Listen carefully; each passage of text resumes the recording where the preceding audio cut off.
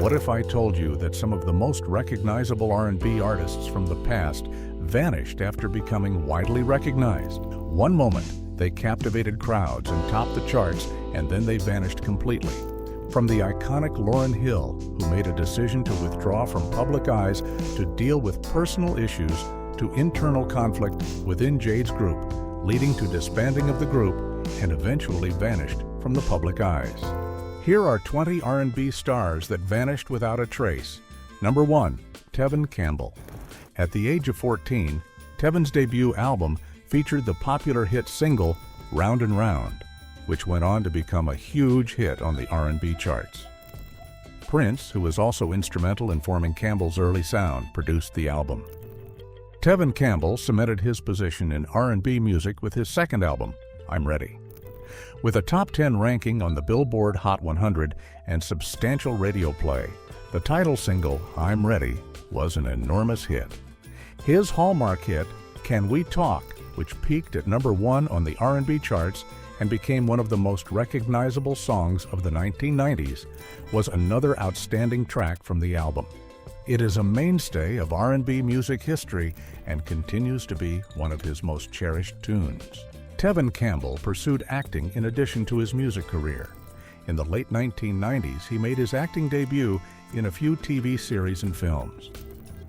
With the rise of fresh singers like Usher, Ne-Yo, and others in the R&B genre, musical preferences changed in the late 1990s and early 2000s. Despite being adored by many, Tevin Campbell's style had lost some of its appeal in the general public. Along with the shifts in the music industry, Campbell also had to deal with personal and professional difficulties, such as legal issues. As he moved away from the spotlight, his life became more private. Eventually, he stopped making records and rarely appeared in public. Tevin made an effort to make a comeback in the early 2000s, but he was unable to attain the level of popularity he had in the 1990s. None of his projects regained the same level of commercial success, despite the fact that he played at small places and produced some new music. Number 2. Vesta Williams. In 1986, Vesta's first album was made accessible. It included the popular tune Once Bitten, Twice Shy, which launched her as a solo singer and became a significant R&B smash. Her amazing vocal range and emotive delivery were on full display in the song. One of her signature tracks, Congratulations, was included on her 1988 second album, Vesta For You. The song became a huge smash and peaked at number 10 on the R&B charts. Vesta became known for her acting work in addition to her music career. Vesta was able to expand her recognition outside of music by making an appearance as a guest on the well-liked television program The Righteous Brothers. She starred alongside Richard Pryor in this comedy. Although Vesta's acting career was more of a side gig, it was evident that she was capable of handling a variety of entertainment roles. A blend of R&B and soul music, the Vesta with Friends album featured several artist collaborations. Even while it didn't have the same level of economic success as her previous work, it demonstrated Vesta's dedication to her art and her flexibility in response to the shifting music scene. Vesta continued to put out albums in the early 2000s, but by that time, the R&B scene had changed dramatically, and she was no longer as well known. Vesta struggled with obesity and other health problems, and she was candid about these struggles. Her infrequent retreat from the spotlight was a result of her health issues. Number 3. Lauryn Hill. Lauryn Hill founded the Fugees, a hip-hop group that also had soul and reggae effects at the beginning of the 1990s. Wyclef Jean, Hill, and Pras Michel made up the group. By combining hip-hop, reggae, and R&B in a distinctive way, the Fugees helped reinvent the genre. The score. The Fugees' second album was a critical and commercial win when it was released in 1996. The album featured some of the group's best-known songs, such as a rendition of Killing Me Softly by Roberta Flack, which went on to become a worldwide smash. The album highlighted Hill's lyrical skill and soulful voice, establishing her as a rising star in the music industry. Lauryn Hill's solo debut album, The Miseducation of Lauryn Hill, was released in 1998 and quickly became a classic. Hip-hop, reggae, R&B, and soul were all incorporated into the album, and Hill's intensely personal songs touched on issues of identity, spirituality, love, and heartbreak. Hill mostly disappeared from the public eye after The Miseducation of Lauryn Hill became successful. The demands of fame started to negatively impact her personal life, and she was subjected to scrutiny and pressure from the music industry. Hill started concentrating more on her spirituality and personal development after growing more and more disillusioned with the entertainment industry. She dealt with a variety of personal issues, such as her fluctuating relationship with the media, and her choice to forego mainstream success resulted in a period of absolute solitude in her career for a number of years. Given that she gained recognition for her infrequent appearances and limited public performances, her decision to withdraw from public life generated speculation. One moment they were dominating the airwaves, the next moment they were gone without a trace. Number 4. Case Woodard. A combination of slow jams, lively songs, and melancholy ballads may be seen on Case's 1996 debut album, Case. The single, Touch Me, Tease Me, which was a joint effort with Mary J. Blige and Foxy Brown, was included on the album.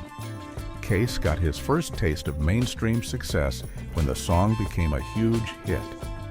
Case kept gaining popularity after his debut because of his unique blend of sensual lyrics and soothing production. His romantic ballads gained him popularity among conventional R&B listeners. Case's second album, Personal Conversation, came out in 1999. Happily Ever After, one of Case's hallmark tunes, was a successful single from the album. His vocal prowess and ability to compose poignant, relevant songs about love and relationships were on full display in this melancholy ballad. With fewer chart-topping songs and less widespread recognition following the success of his previous albums, Case's career started to wane in the middle of the 2000s. Case's 2009 compilation album, The Rose Experience, had both brand new songs and some of his previous hits. Although the album was an effort to reach his core fan base again, it did not have the same level of commercial success as his previous releases. Case struggled to adapt to the shifting music industry, as did many other artists of the 1990s.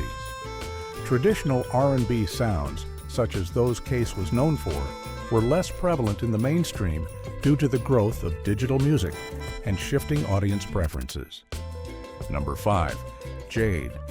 In the early 1990s, the Los Angeles-based trio made their breakthrough with their debut album, Mind, Body, and Soul.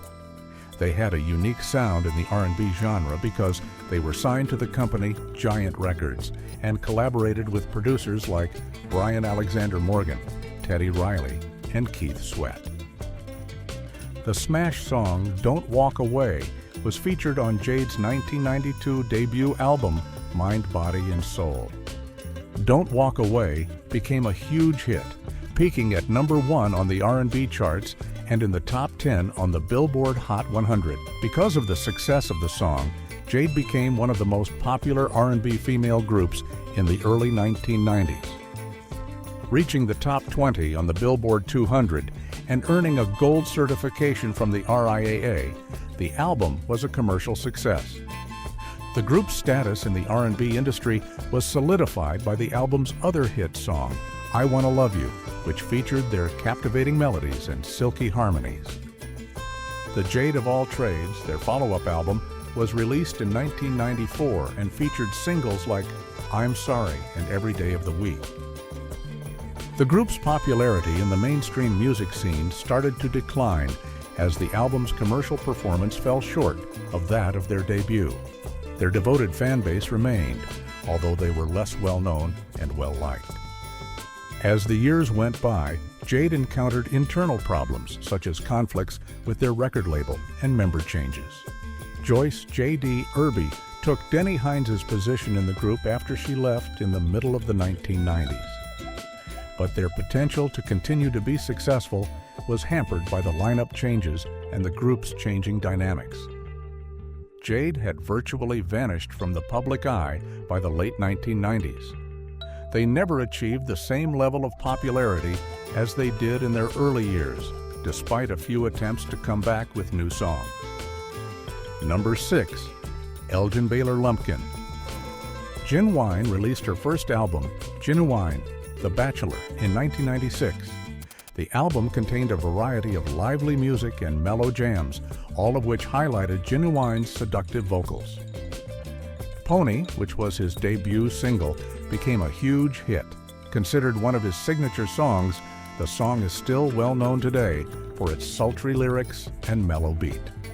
With the album's platinum success, Genuine was solidified as one of the top male R&B performers of the 1990s.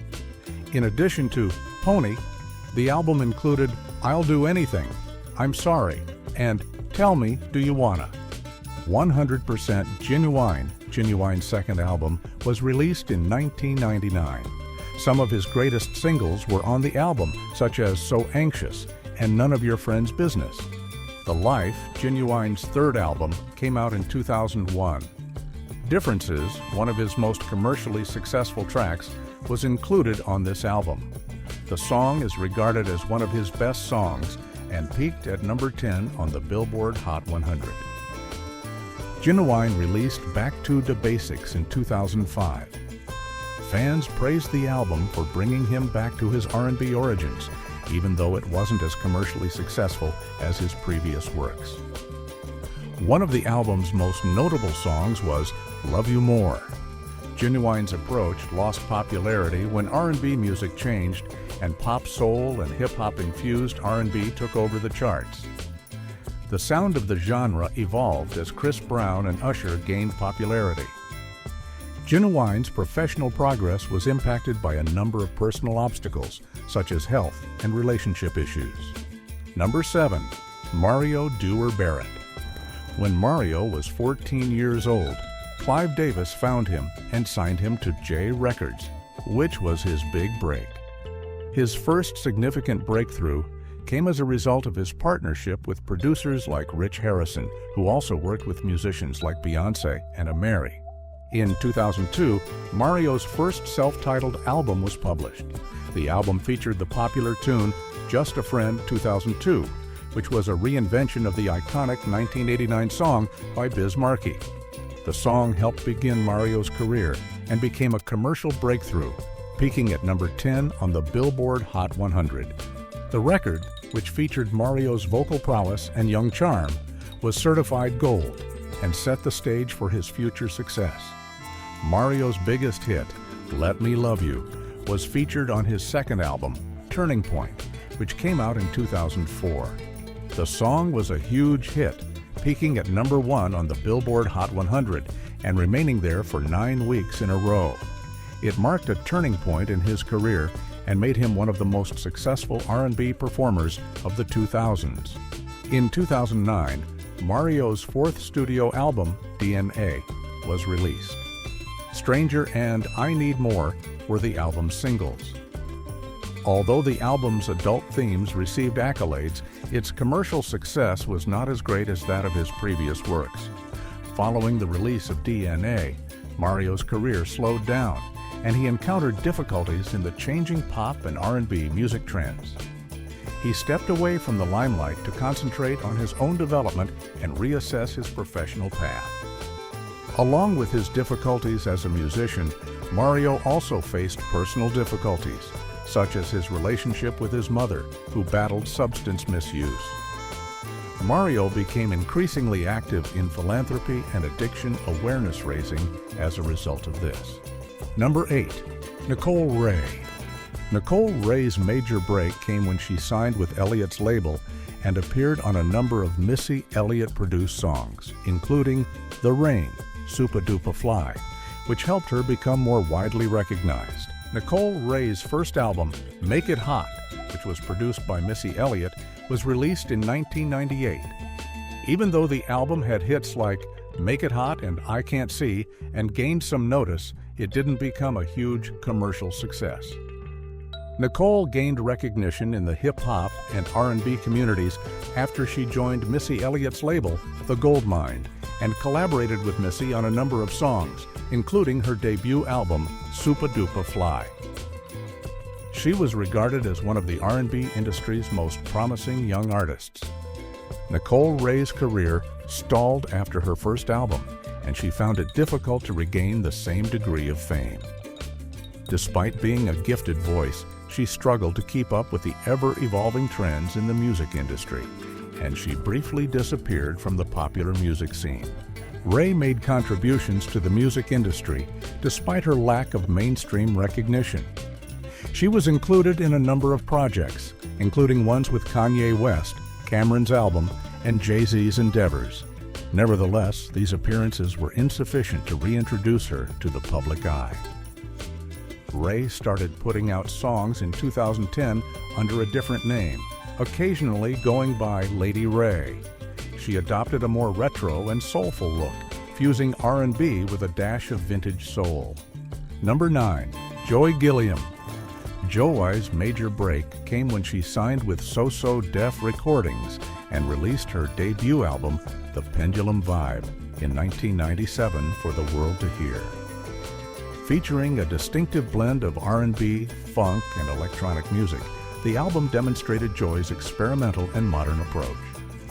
The Pendulum Vibe received critical acclaim and helped her build a fan base among underground and alternative music enthusiasts, despite not being a commercial hit. Joy's sensual yet soulful voice and the album's daring production choices won accolades. Joy's standing in the music industry was further enhanced by her partnership with Outkast. She co-performed with CeeLo Green on the song Liberation from Outkast's 1998 album Aquemini. Her inclusion on the CD emphasized her distinct voice and strengthened her ties to the Atlanta music community. Joy's second album, The Fader, which was released in 2000, built on her distinct approach and explored with more experimental sounds. The album received praise for its daring and genre bending. Joy's position on the mainstream charts remained small, and The Fader failed to gain much commercial notice despite its critical praise. But among some R&B and soul communities, especially among neo-soul and alternative R&B aficionados, it was a favorite. Joy's career slowed down and she stepped back from the music industry after The Fader. Even though she kept putting out songs on occasion, such as the 2003 album Baby Brother, she was not as well known as some of her neo-soul contemporaries. It is so heartbreaking to see these stars vanish as mysteriously as they came. Number 10.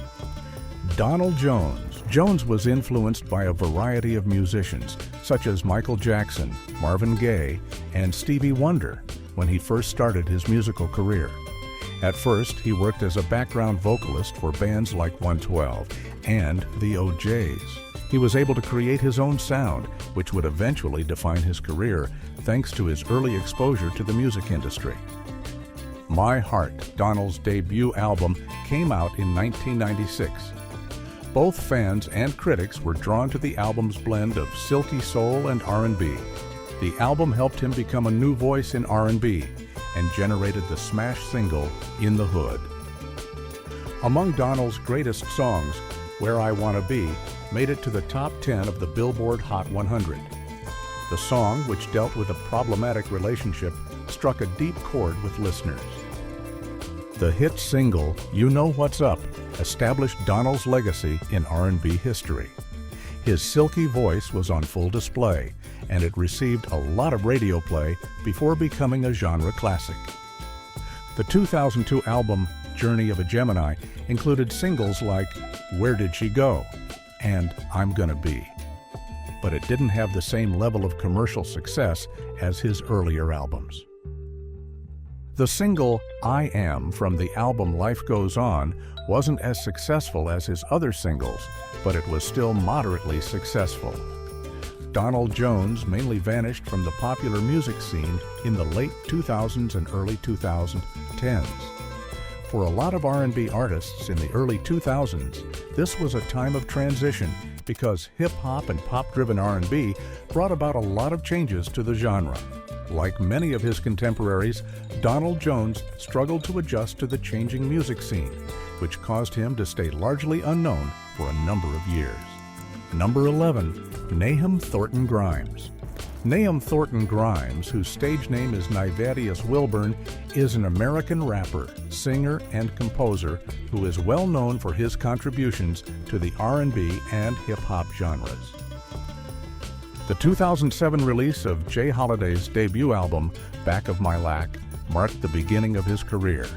In the R&B community, the album immediately acquired popularity and featured the hit single. Bed was a huge song that received a lot of radio play and peaked at number 5 on the Billboard Hot 100. For many R&B lovers, the song became an anthem due to its sensual tone and silky vocals. It is still one of Jay Holiday's most well-known tunes. Suffocate is another well-known song that solidified his place in the R&B industry. On the Billboard Hot R&B Hip-Hop Songs list, it peaked at number 1.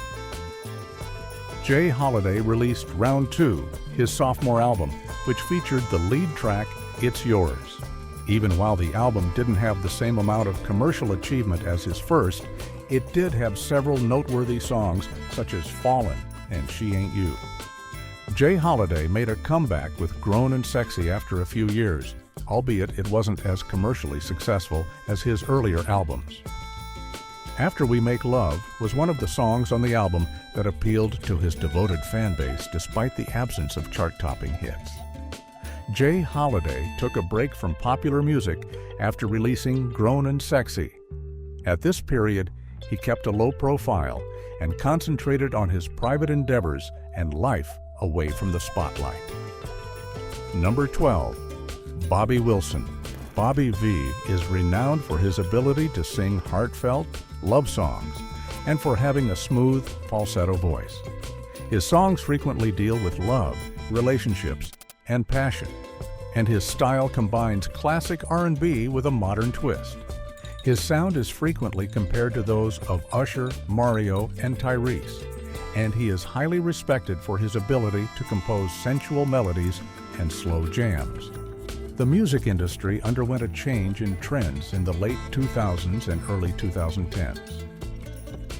Bobby V's classic R&B style lost ground in the charts as new musicians like Chris Brown, Trey Songz, and Usher began to emerge with a more mainstream and modern R&B sound. Musicians who were once mainstays on radio and television had to adapt to a new environment as streaming platforms gained popularity. With follow-up albums like Future Soul and The Rebirth, Bobby V found it difficult to match the success of his debut. Even though he had devoted admirers, his early work did better on the charts than his singles. His popularity in the mainstream media declined, and his most recent releases, such as Electric, did not have the same effect on the charts. Next up is another artist who was on the verge of greatness but ultimately lost his prominence. Number 13, Carl Thomas. Carl's love of music started early in life, and the gospel and soul music he heard as a child greatly impacted his style. In order to further his musical career, Thomas relocated to New York in the early 1990s, where he began playing at local clubs. Rapper and producer Sean Diddy Combs found him and signed him to his company, Bad Boy Records, which was his big break. In the late 1990s, Carl Thomas made his breakthrough when he signed with Sean Combs' Puffy label, Bad Boy Records. Released in 2000, his debut album Emotional became an immediate hit, partly due to the hit single, I Wish. This single became a success on the Billboard Hot 100 and was one of his most recognized songs. It resonated with fans because of its emotive lyrics about lost love and heartbreak. It became an immediate classic on R&B radio stations. Summer Rain was another emotional song that demonstrated Carl Thomas's vocal range and capacity to emotionally engage listeners. Carl Thomas appeared to retreat from the popular music scene after his 2007 album, releasing fewer albums and becoming less well-known. However, with occasional appearances and new albums, Carl Thomas made a comeback to the public eye in the 2010s. He has also continued to be active in the live performance scene, performing for his devoted fan base and taking part in tours with an R&B theme. Number 14. Rich Girl. Carrie, Crucial Brothers and The Dream, two well-known R&B producers, founded Rich Girl. The trio first gained recognition for their exceptional songwriting skills and commanding vocals. He Ain't With Me Now, though, was their debut single, which was released in 2009 after they signed with Jive Records. The track wasn't a big commercial hit, but it did generate some excitement due to its catchy tune and powerful vocal performance. There were delays in the release schedule of the group's music, and their sound's direction was unclear. Their lineup and direction were impacted when Sevyn Streeter, who would go on to have a successful solo career, quit the group. Despite their talent, Rich Girl had trouble becoming popular, and after a few singles were released, the group broke up. As a group, Rich Girl failed to maintain its prominence, but its individual members, especially Sevyn Streeter, found success in other endeavors. Number 15. Lloyd Polite Jr. Lloyd's career started when he was a teenager and first became well-known in the early 2000s. In 2004, he signed with Universal Records after being spotted by Irving Azoff. The smash single, South Side, from his debut album, released in 2004, marked his breakthrough. The song South Side with Ashanti helped Lloyd become well-known, and the album sold more than 500,000 copies in the United States. The song Street Love from Lloyd's second album became one of his biggest hits. It was a big R&B success with Lil Wayne on it, receiving a lot of radio play and making it to the charts. The song Lessons in Love from his third album was another smash that was well known on the radio and in clubs. Following the release of King of Hearts, which did not do as well commercially as his prior efforts, Lloyd took a lengthy break from the music industry. Although he later made a comeback in the middle of the 2010s, his prominence in the popular music industry has drastically diminished. Number 16. Sam Salter. The smooth R&B style of Sam Salter's debut album, It's On Tonight, made a big impression in the late 1990s, and songs like After 12 and I Don't Want to Cry helped him climb the charts. Although It's On Tonight was somewhat successful, his second album, SOS, failed to generate the same level of revenue. His mainstream visibility may have declined as a result of this. Sam Salter didn't release any significant projects that attracted as much attention after SOS. His reputation in the music industry declined in the absence of a steady stream of new songs or partnerships with well-known musicians. As many artists do when they are not in the spotlight, Salter might have decided to work in the music industry behind the scenes. He might have stayed out of the spotlight because of this. He might have contributed to the songwriting and production, although these roles might not have received as much attention. Sam has had personal issues that caused him to withdraw from the spotlight. Although we don't know much about his personal life, it's normal for artists to take a break because of burnout, personal problems, or just wanting a more private life away from the spotlight. Next up is number 17, Dru Hill. The renowned R&B trio Dru Hill first gained popularity in the 1990s. They rose to prominence as one of the most well-liked R&B groups of the time thanks to their distinctive sound, powerful vocals, and silky harmonies. Tell Me and In My Bed, two of their self-titled first album, Dru Hill's songs, went on to become significant R&B hits. Their position in the R&B scene of the 1990s was solidified by the album's positive reception. How Deep Is Your Love? Their biggest song and other hits like Never Make a Promise were featured on their follow-up album, Enter the Drew. Their record became well-known and earned them a Platinum Award. One of the members, Cisco, began a solo career following Dru Hill's early success, which included the huge hit Thong Song in 2000. Since his solo success temporarily eclipsed their group efforts, this left several fans worrying about the group's future. There have been several lineup changes for the group over the years. When lead and backup vocalist Woody quit the band in 2002, the dynamics within the group changed. They made an effort to stay together as a trio in 2003, but they found it difficult to continue to be as successful without Woody. After taking a break in the middle of the 2000s, Dru Hill returned in the late 2000s and early 2010s with a number of tours and Dru World Order in 2002. Following his solo career, Cisco rejoined the group, and the band briefly appeared on reality TV, such as TV1's R&B Divas, Atlanta. Number 18, Joseph Louis Thomas. At an early age, Joe became interested in music and was influenced by soul and gospel musicians. He joined the band, the Fatback Band, after relocating to New York to further his musical career, but he finally went solo.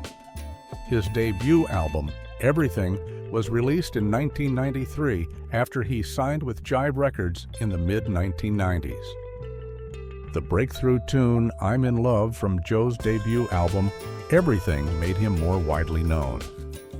Even though the album didn't have a significant commercial impact, it made him a well-known R&B artist. The 1997 publication of Joe's second album, All That I Am, signaled a dramatic shift in his career. One of his most well-known songs, Don't Want to Be a Player, was a big single from the album. Due to the song's enormous commercial success, Joe's status as a major R&B artist was established. Joe has further established his talents in the music industry by writing and producing songs for other singers. He is also well known for his songwriting abilities.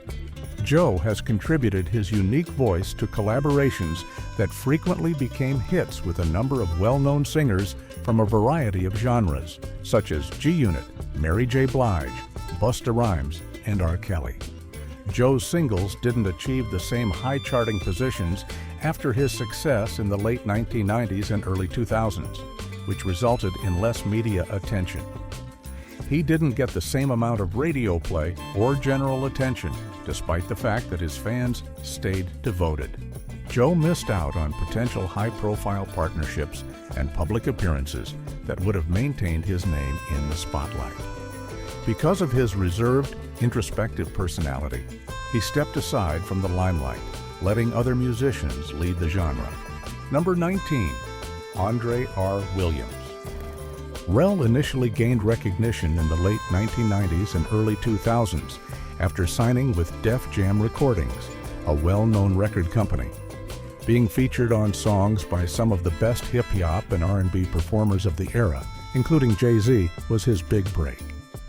The Truth, Rel's 2002 debut album, was well received for its mellow, heartfelt R&B sound.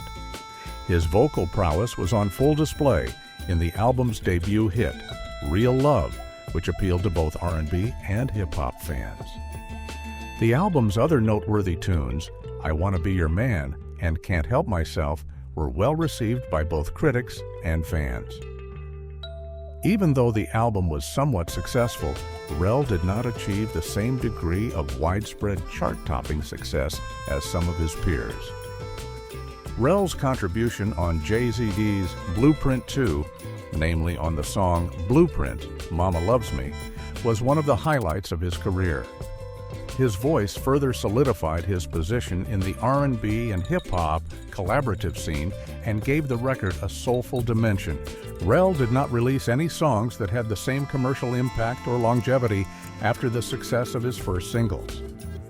As the R&B sector became oversaturated with newer musicians in the early 2000s, many listeners shifted to other musical trends. Rel did not actively seek out high-profile partnerships or public appearances. His more modest and private style caused him to lose prominence while other artists grabbed center stage.